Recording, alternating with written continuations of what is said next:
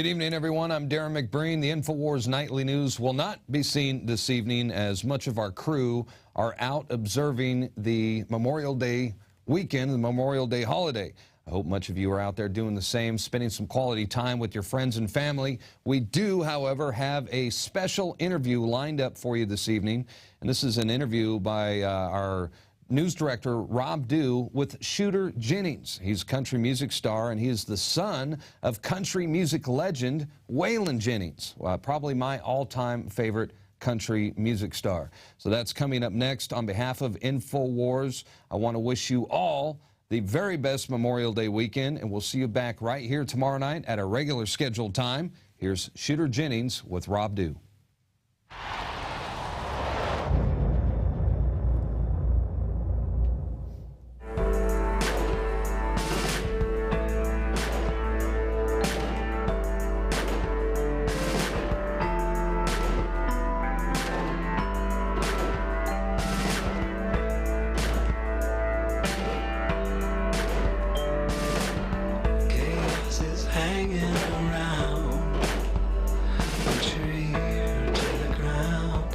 Shudder from the sound. The death machine ain't slowing down. It's gaining pound for pound. A gas mask is the couture in the summer of rage. They're building mass graves within the states. You and I, they'll vaccinate. They're preparing us for an all-out police state. Welcome back to the Infowars Nightly News. I'm your host, Rob Dew, and what you were just watching was the intro to Police State 4, The Rise of FEMA.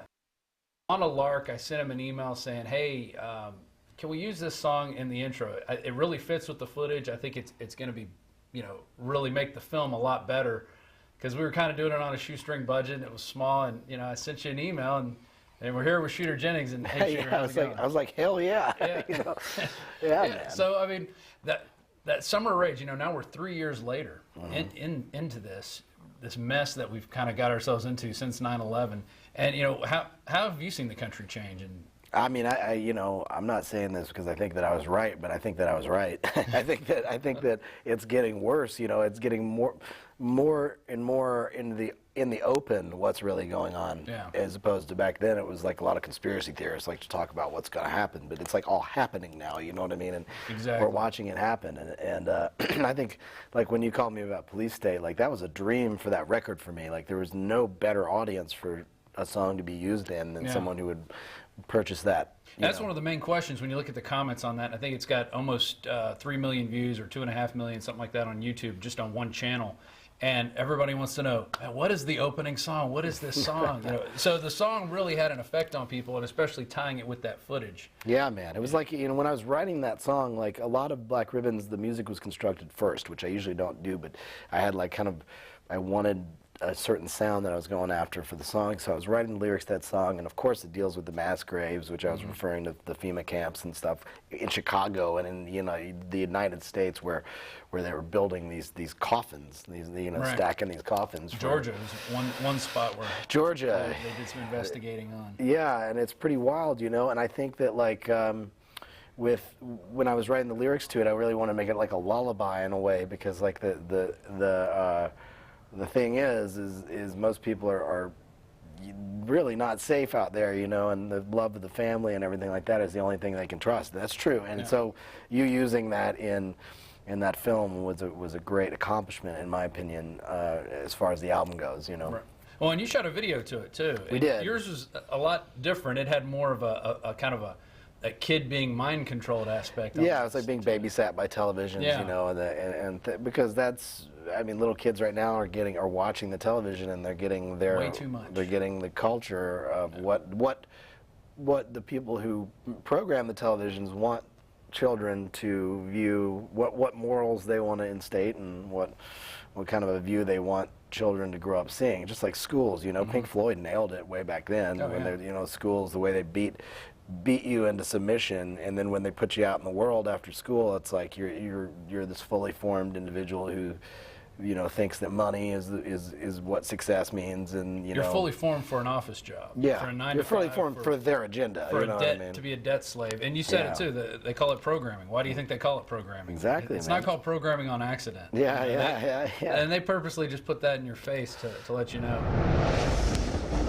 We're just out there right now. I mean, it's like touring is tough if you don't have like a major label behind you supporting your record and stuff. But we're out there, slugging it out, trying to bring the music to the people, I guess. And, the gunslinger tours, we call it. Alex said when I was in the show that, it's very probably not a apropos.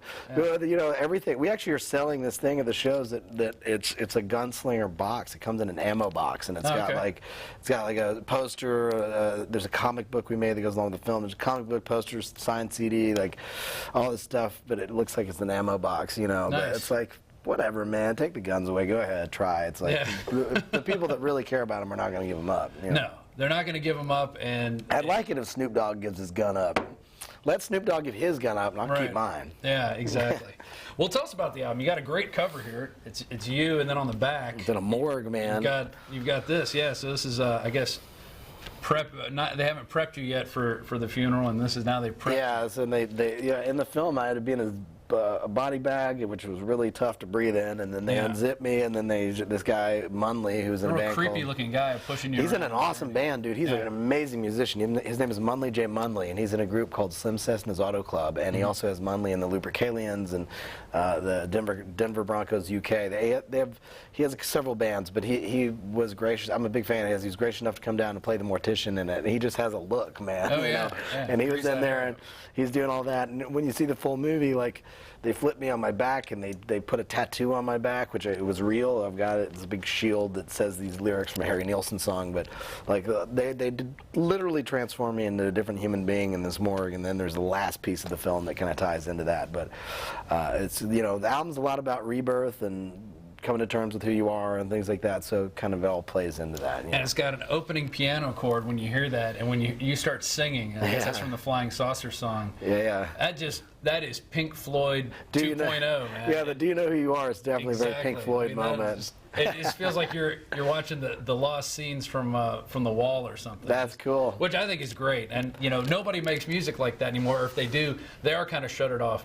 To the back burner. And the ideas that you were talking about in Black Ribbons, was that major label, or did it was not. It was I left a major label, and that was the first record that I released. Right. And I went and did that record. The producer Dave Cobb and I worked for about a year and a half on that album, because I had a vision for it, which was going to be the I grew up listening to Art Bell. That's how I got to the Alex Jones. I grew up listening to him as a child, and so. I just love the theater of the mind. I love talk radio. I love all this. I love that concept of the lone fighter in the studio fighting the system, talking about the man, and people listening late night and their radios huddle around the radio. Like, I love that visual image, And so when we were doing Black Ribbons, it was like the whole purpose of it was to kind of create this experience of, at the same time, teach some people some things, to have some, play around with it. But for me, I wish it was on a major label. I think it would have gotten more attention, but I do know, out of any record I've ever done, that record is the one that constantly, still 2 years later, people are telling me, I just discovered this record now, and I love it. It means a lot to me. It's like slowly always growing, and I guess it's kind of like literature in that way, that I think it will always keep turning people on to, and waking people up maybe and all that, But at the same time, like, I'm still determined to make a film out of it. I don't believe in just, now that it's gone, it's done. Like, it is something that I think people, it'll always kind of turn people on, maybe, hopefully, But as far as music goes, like, I believe in being true to a vision, and it not being about singles and all that kind of stuff. Exactly, so I'd way rather create an experience on an album than I would just worry about a couple songs that are good. Well, a lot of things what you said there, the independent spirit, going out independently, it's like you and your gang are going from town to town, entertaining people, spreading the word. It's like medicine shows or something. It is, yeah. And, there's something to be said doing it on your own rather than having all the major label success. Alex built everything up by himself, pretty much. Everything you see here is because one man was determined to get on the mic and talk to people and keep talking and not stop. And that's how you build something that's like a foundation that, so a friend of mine, a very good friend of mine in Nashville, said this to me yesterday. He said, the thing about a label and all that, the album may not be selling as quickly as you'd like, or may not be hitting as many people, but he goes, but if someone else makes you, they can break you. But if you make yourself, nobody can break you. Exactly. And you get more of those album sales when you're selling them yourself. Of course. So, right. That always helps. Well, yeah. If they sold $0 of zero is 0% of zero is zero still. Well, how's it doing now? It's doing all right, man. It's out there. The label that I have is an independent label, but the guy who runs the label I've known for 13 years, and he's very behind it. I wish he had been behind Black Ribbons, but he wasn't in the way it worked. But we're going to re-release Black Ribbons next year anyway, just to have it out there with this label. But on a purple record, or do something different? The vinyls for Black Ribbons, it was a double vinyl, and there's none of them in existence. You can find them on eBay, but there's none still being made. But it was the packaging was real cool on the vinyl. Hopefully we'll bring it back out. Maybe do a dual color, red, white, and blue one or something. Well, and it sounds like you could do a double movie go from Black Ribbons into the other life with the way the songs sound, and it's great. And last week when you were on the Alex Jones show, you were playing, cuts from this going in and out. What's your favorite song on here? Probably the Flying Saucer song or the Gunslinger, The Other Life. Those are ones that I really like a lot. I'm proud of the whole record, though. I really feel like this one was a real. All the colors of my personality kind of went into this record. So that in that way, like the little Black Ribbons, little this, little country, little that, it's kind of got all that. So that's what I'm trying to do, continue doing that. So I think hopefully I'll have a studio like this one day that I record in after working hard enough, as long as Alex has. As we saw in Katrina, and as we are watching now in New York and New Jersey, the federal government can't and won't help you in a crisis. FEMA ran out of water and MREs in days. Electricity is still off to over 1 million people. The Red Cross, who is quick to beg for money, is now slow to react. Don't put it off any longer. Get prepared today. The Infowars shop is the largest distributor of ProPure water filter systems. And now, get 15% off your ProPure order with the promo code WATER15. While you're on InfoWarsShop.com, check out these other great preparedness items. The Aquapod kit lets you store up to 65 gallons of water in your bathtub. The Pocket Socket provides you with manual electricity for small electronics like your cell phone. The Life Straw is great for your bug-out bag. And check out our complete line of Interfood products for great tasting and nutritionally dense foods that have a great shelf life. If you are looking to secure your home in a crisis, you can order Strategic Relocations, the film, a great companion to the book Strategic Relocations 3rd edition, and The Secure Home by Joel Skousen. When the time to perform arrives, the time to prepare has already passed. Get prepared now, so if a crisis strikes your home, you and your family will be secure. Go to InfoWarsShop.com and don't forget the promo code WATER15.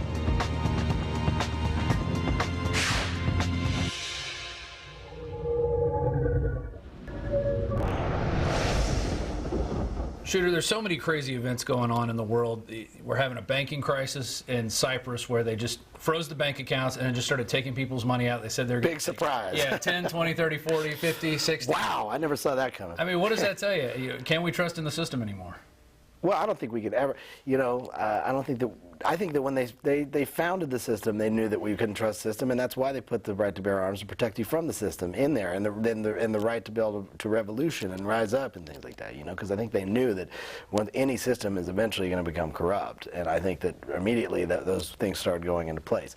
Whether or not our system is ultimately corrupt and it's going to have to be taken down, I'm not saying that. I'm not being a commie about this deal. That's what everyone automatically goes to. The buzzwords are like commie and socialist. If you ask for a change, you must be a communist. It's like this machine kills fascists. See, that was like he was ready. Guthrie was ready to take on the government against whatever it had to be. And ultimately, I think that it's all pretty par for the course. I think that that with each move they need a 1-2 punch. Like, what is going to be after Obama? What is the next play? Because they already got that big card played with Obama, and he can't be in office forever. So, are they going to follow it up with somebody that's going to pander to the right and think that, oh, we've got, you know, it's not like Barry Goldwater is going to come back or something. You know, it's like they're gonna have to come up with something. Yeah. Who knows? You know. What about flying in the TSA? Texas recently just put in a second bill this time to try to just make this illegal of them putting our hands on us, you know, without even due process of law. See, I travel so much. I never get frisked. I never go through that. So I haven't seen it. Like, I've seen all these stories that are terrible about, like, the kid in the wheelchair and all that stuff. Or the veteran with one leg. Or they're stealing the pills out of the things. I've listened to Alex talk about that, and it's true because I know that. I've seen that happen where people will be like, I had some pills in this thing that were not here, you know.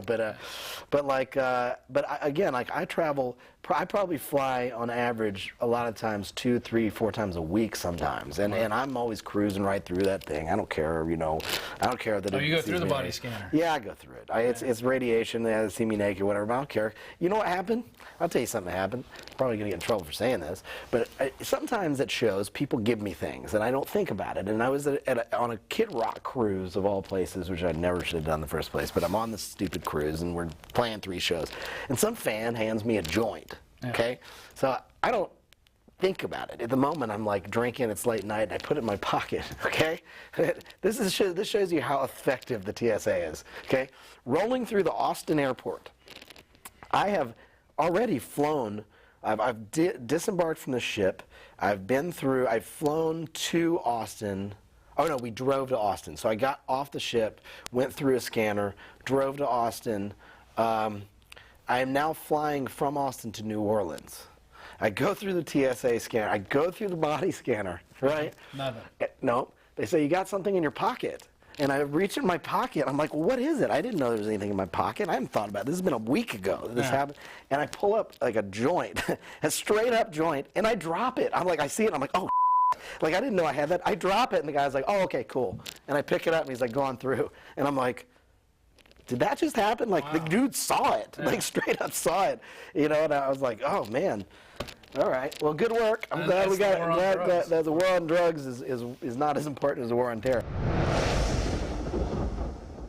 Do you think this effort now, where states are going, you know, we're sick of the federal government telling us what to do. We're going to make our own laws. We're going to push back and say, you know what, we don't want your war on drugs. We're going to tax it, make it legal. I mean, what's your feelings? I have very mixed feelings about all of it, because I'll tell you why. I think that if you legalize drugs, that it's going to definitely get rid of a lot of crime issues that we have here. It's going to definitely undercut, just like, you know, cartels and things, and it's such a big trade here. So I definitely think that legalizing the drug is better. I think it's really crappy that we have so many people in the prison system for marijuana and things like that. I think they're going to resolve a lot of problems if they do that. But there's a double-edged sword to this, man. People that care about drugs are fighting so hard, or sorry, I shouldn't say drugs, because it's not like anybody's like really fighting to legalize heroin, but like with pot, that I feel like that the biggest issue with the pot thing is that people don't realize that once they legalize it, then it's going to become, it's like bootlegging was, man. You know, we're going to, like, moonshine's still going to be illegal, just like good pot's still probably going to be illegal, because Marlboro, from what I understand, already has factories set up ready to go, and all of a sudden we're gonna get real crappy weed that's gonna saturate the market real fast. So it's gonna be filled with asbestos and other things. Yeah, and other things. Yeah, and nicotine and whatever else, you know. And you're gonna end up. There's a double-edged sword for sure, you know. But I think if the Republicans were smart, they would have somebody that was gonna be for the legalization. Get off the religious topics, get off the moral topics, and really start addressing things like that. I think it's good for certain people. I think it's weird when I go to, I mean, I live in California, and it's pretty much legal there. I mean, there's all my friends, all they got to do is say that their back hurts or they can't sleep, and they get a card, and then they can go in and buy joints and whatever and smoke them in the place, and it's fine. And I don't know anybody who's ever had any kind of, or even a car wreck really from being high and everything. I've had friends that have gotten in a lot more trouble from the prescribed drugs that they get on a daily basis for just going in and their foot hurts, and the doctor gives them a prescription of Vicodin, and two months later they're addicted to it, or or Ambien or something and falling asleep while they're driving their car.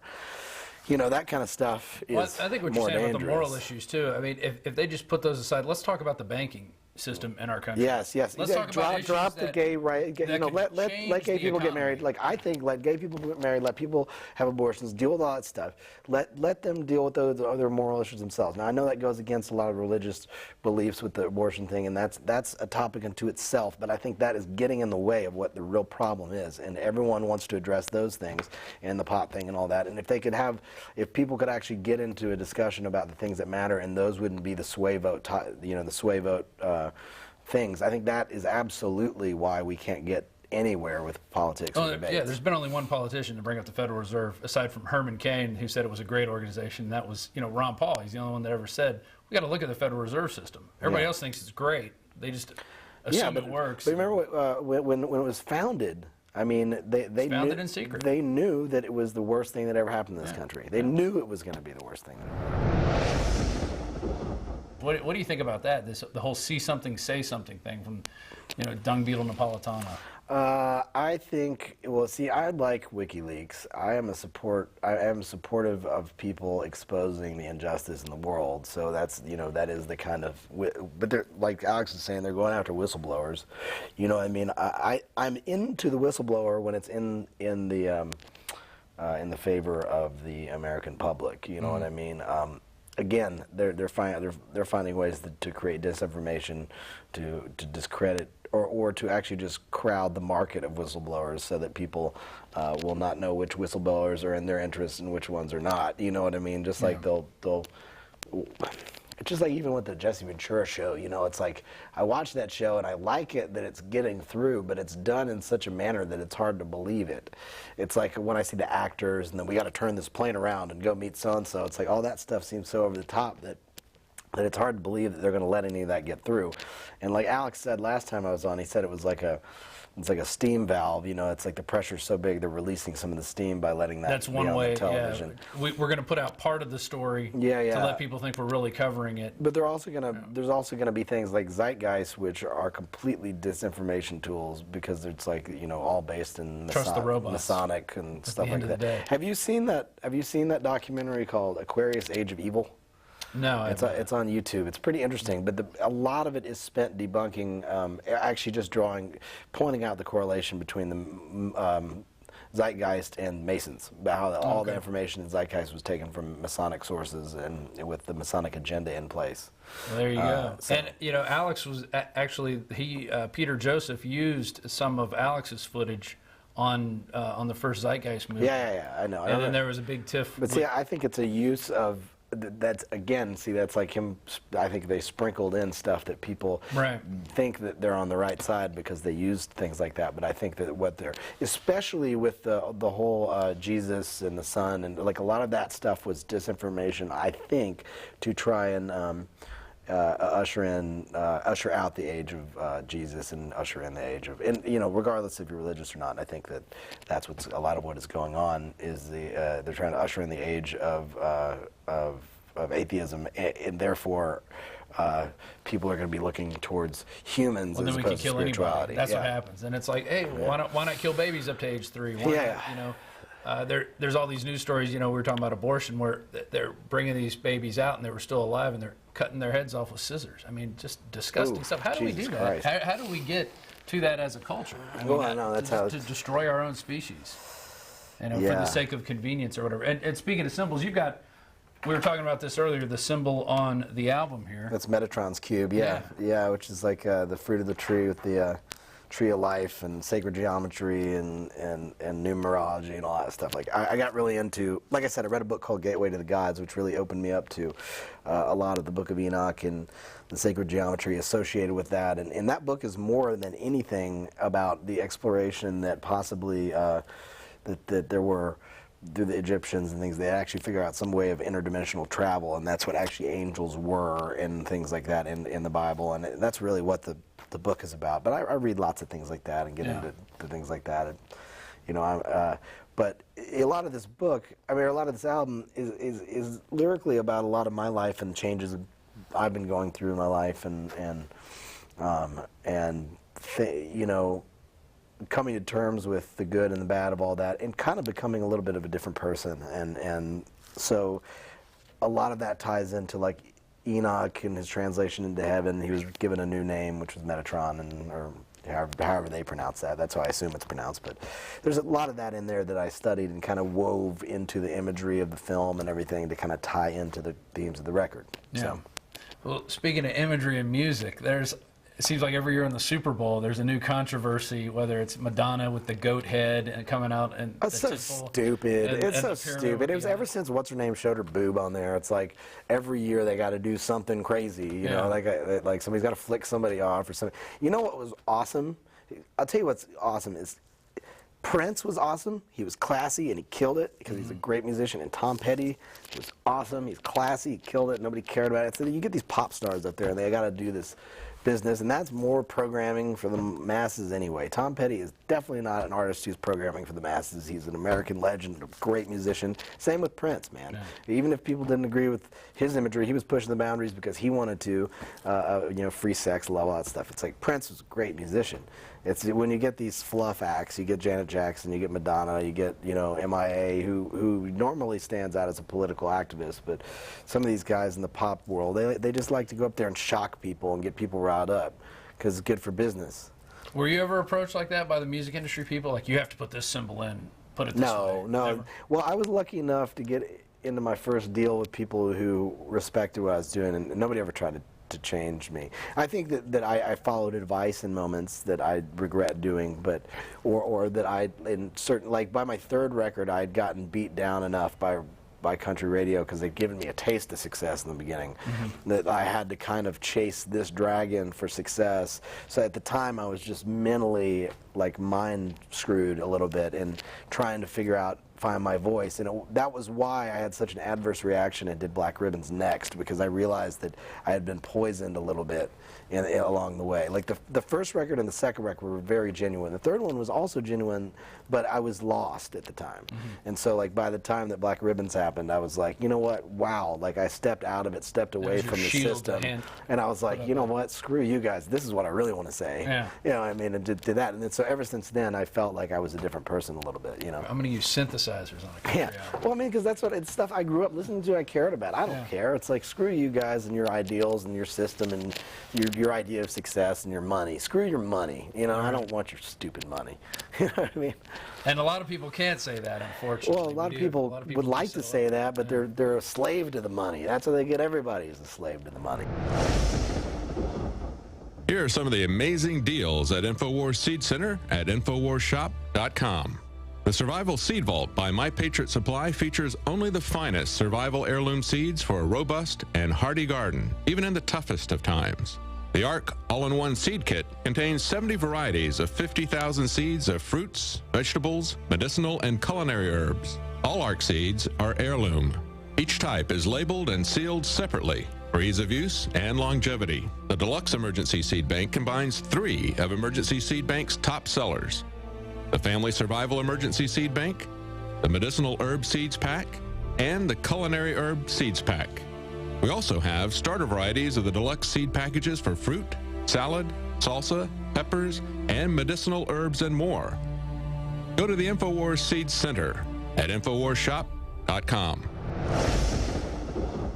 Going back to football real quick, Hank Williams Jr., he came out and said some things on a TV show. Yeah. And the next thing you know, they cut his gig on Monday Night Football. And that was kind of iconic, having Hank Williams Jr. come out every Monday night and sing that theme song. They slaughtered a piece of American culture with that. But, you know, look, what he said was, it was ridiculous how Fox and Friends, and he knew it, because, you know, I don't always agree with everything Hank says. He was out there, doing his thing for Sarah Palin, McCain, and all that. And like I said, I don't get behind anybody when they come down the pike. I never do. You'll never see me at a rally. So I know that he's like tied into that, and I think he realized afterwards. He even said in that interview that he was bummed that he had gotten so behind the rally with Palin and all that, but that he thought that he was in Friends because he's notoriously Republican, and you know, Fox and Friends kind of threw him under the bus in that interview too, and we're like, well, what did he say, you know? And he didn't say Obama's Hitler. He did not say that. I'm sorry, he didn't. They spun it that way because he said it was like Hitler having the golf game with Netanyahu. It's like, okay, it's like Alex said in the interview to me earlier. He said you likened somebody to Hitler being putting the names of the Jews in the magazine or in the newspaper. It's like, but they like to take that, they like to spin it, they like to make controversy out of it. When they took him off the air, I really loved how he came back and said, because they only took it off for a minute and they were going to have him back. They were trying to punish him, and he said, "Screw you! I don't need you or your show. I'm not coming back." I think he came out with his Keep the Change song. He came out with the Keep the Change song, and he came out with the record, which had a very strong message to it, and I really enjoyed that record. Now, I don't know if him going out in the concerts and saying we got a Muslim president that loves gays, loves Jews, and we hate him, or whatever. Like, I don't know if all that stuff's necessary. I think that sometimes he gets wound up and kind of will say something, but I think he's enjoying the controversy behind it. Sure. But I think that it's bull crap how they like to flex their power. Again, if they made you, they can break you, and they like to try and show you that. And with the Dixie Chicks, unfortunately, they succeeded in that because she spoke her mind about Bush, and whether or not you like that or not, whether or not people agree with it, they took them and they massacred their career. I mean, they really did, and it's still. They've not recovered from that, and I don't know if they ever will. Well, and they should be able to speak their mind. Sure, and they came out, they talked about a Republican president. He talked about a Democratic president, but they both equally got demonized. Hank Williams Jr. was a little more established. Well, they were both, I mean, in that, you look at this again, both of the point of views, it's amazing how it happened because they were crap talking a Republican president. They were the liberal side of things, so that the country music world, which has a lot of conservative ties, slaughtered them. And in the case of with the mass media, with the general media, they attempted to slaughter Hank. Now, what happened with Hank is I don't think it hurt Hank because the his fans don't like Obama either. The country music fans can get behind what he said, and they aren't tied to the liberal media. And see, the point of view of the Dixie Chicks was more along the lines of the liberal media. So they're unfortunately, in that situation, it showed that the country radio had more control over damaging the career of the artist than the liberal media, because the liberal media was unable to damage Hank's. If anything, they were actually able to make him sell more records in his backlash to them, because country radio and the country music audience is generally more a conservative audience. But whereas the Dixie Chicks, they were able to slaughter their careers because the conservative side of things controls the radio. You know what I mean? What if the Dixie Chicks came out now and said, hey, we don't like Obama's warmongering? What would the liberal media do to them? I think the liberal media, well, that's tough because Natalie is very liberal, and so just like Tom Morello, who's liberal, who I have a lot of respect for, he'll question Obama, and the liberal media won't prosecute him for it. Persecute him. Prosecute him would be the wrong word. Won't persecute him for it because they know that he comes from a balanced place, and ultimately he's not. It's not just like a conservative Yahoo questioning the thing. Now, okay, that being said, if the Dixie Chicks were to come out and speak out against Obama, I think they would win back a bit of the audience from country radio. I don't think that it would be. I'll tell you what. I don't think it would really be talked about. That's what I think would happen. I think they'd come say something, and the liberal media would be like, "We still like you, Natalie Maines," and country music would be like, "Oh, isn't that great? She did that. Well, too bad they don't have a new record out right now." I think it would probably kind of go under the table a little bit because both sides were going to let it slide. That damage has already been done, unfortunately. Well, we see that with stories that we put out there that the liberal media won't touch until Drudge Report picks it up, and then we're able to force an issue, especially with this Thank God for the Drudge Report, right? Yeah, because this 2 billion bullets story that essentially Paul Joseph Watson, Kurt Nimmo, Alex, pushed it and pushed it and pushed it. And at first, I'm looking at it, I'm like, well, they're buying it over 5 years, but then you start looking, you're like, wait a minute, 2 billion bullets. That's enough to fight a 10-year war against who? And they're getting this for target practice, but they're buying hollow points. And the Oceanic Association's getting 100,000. I mean, all these different organizations are getting bullets, and they want to say it's for target practice. Yeah. They're not going to be shooting 2 billion bullets at target practice, especially hollow points. Man, it's such a mess because it's like you look at that and you're like, who are they going to shoot? And then they're of course like, if people rile up, people are going to say that Alex and people like that are just there to rile up people into a riot or something. It's like, and then that's who they're going to use it on, and it's going to be blamed on and the people that riled them. It's corrupt, man. What are they going to do? 2 million bullets instead of shoot 2 million rounds? 2 billion bullets. Ridiculous. Sorry. I mean, you ever see those things where they show you the money, like here's $1 million, here's $1 billion, and here's $1 trillion. You know, a trillion goes to the moon. It's just, it's so amazing that they could do that, and then they don't answer questions about it. They don't want to talk about it. They'll say, oh, it's photography practice. Of course they don't, because it's all behind closed doors. It's all of the Wizard of Oz. There's a little old man behind a curtain who's pulling all the strings, and we're watching the big guy with his big, head floating in space, telling everybody that the world's either all right or it's going to end, depending on what they want you to do. Shooter, thanks for sitting down with us. I want to give you the final word here. Why don't you look into that camera right there? Just address the people out there. This is going to be seen in the aggregate hundreds of millions of times, maybe 2 billion for luck. maybe one viewing for every bullet would be good. It's serious, probably a couple 100,000. A couple 100,000 times. But go ahead and what do you want to say to the people out there? This is your nice air-conditioned environment. What do you want to talk about? What is really got you interested in being out there and talking to people? I think it's just important. Most people ask me, they say, "What do you have any advice for young artists coming up?" And it's like, don't pay attention to the rigid box that they set up for you as an artist. But this goes as a metaphor in life. I think the reality is you can't pay attention to what they have set up around you. The reality is be real, be truthful, be honest, be true to yourself. Even the most important thing a person can do is become fully realized in their life, I think. And if someone, I've seen a lot of people who have been a slave to the money their whole life, and they realize that at old age that they didn't live the way they wanted to live, or maybe do what they wanted to do. And I think the most important thing is, no matter how hard it is, be true to yourself, and bring what you have to offer to the world and share that with people. And that's love and children and life, and that is just as valuable as creating a masterpiece of a book that creates a revolution. But I think that supporting the small community, supporting what is real in the arts and things like that, I think it's very important to me to portray that. Speaking of reality here, we have we say the king of reality. Alex, come on in. Come say hi. Oh, yeah, the king of reality. No. Hey, man, thanks for coming in and doing all these interviews. And, hey, I can't wait to listen to the new album. Your Black Ribbons is one of my favorites. A great job, bro. Thank you for the support, man. And I'm telling you, that is an amazing cover. Thank you, man. Thank you for having me, buddy. The album here is called The Other Life. It's by Shooter Jennings. You can go out and pick it up and get it on iTunes. You can find it at shooterjennings.com.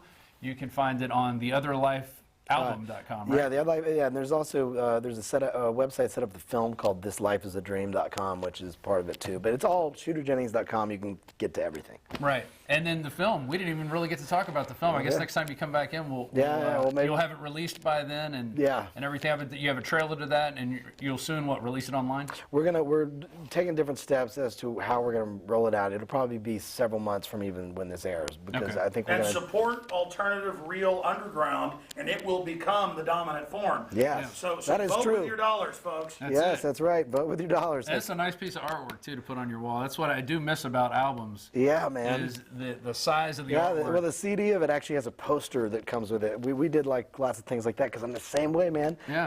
I used to go to Sam Goody's as a kid and buy posters for bands and put them up, and it just doesn't exist anymore. Oh, thanks for the poster you brought.